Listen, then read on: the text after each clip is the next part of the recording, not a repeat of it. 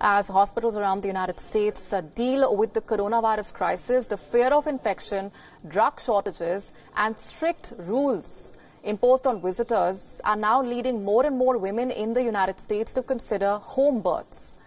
Expecting mothers must also but weigh in the issues involved. One of the biggest roadblocks, of course, is the cost factor. According to estimates, home births in the U.S. could cost up to $4,000. The largest amount as a part of the process is when it comes to the midwives' fees.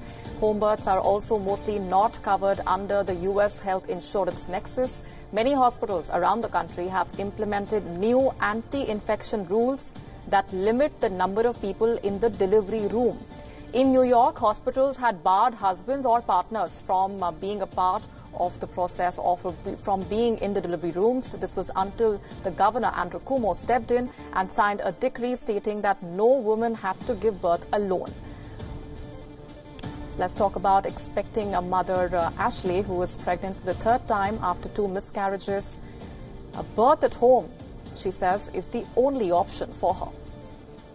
Definitely anxiety's up. And that's another part of it, of like why I'm like a bit hesitant to go to a hospital, just because that's where they're taking people, you know, like people are going to be in and out of there. And also, like, I also think about whether or not I would be taking up any resources from, you know what I mean? Like these nurses, like, I don't know if they work in like multiple areas of the hospital or if they just do it.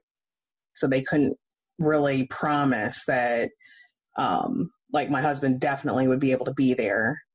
So that was a little bit like, I was like, oh my gosh, like, because with everything that we had been through, that was like not an option for him to not be there. You know, we've worked our butts off to like get to this point. So I just didn't want to take that chance. So I did talk to a friend who had 2 home births. Even as expecting mothers consider birth at homes, midwives are struggling to cope up with the sudden boom in terms of the demand for their expertise in home births. Of roughly 12,000 certified midwives in America, only an estimated 3,000 practice outside hospitals. Midwives have also changed the way they work in order to prevent the spread of the infection. This includes cutting down on house calls, seeing patients via online tools, and means of video conferencing. In the pre-coronavirus world, only 1% of births in the U.S. took place at home, but most experts believe that the percentage may go up this year. Even as health services reel under the crisis, the American College of Gynecologists maintains that hospitals remain safe to give birth.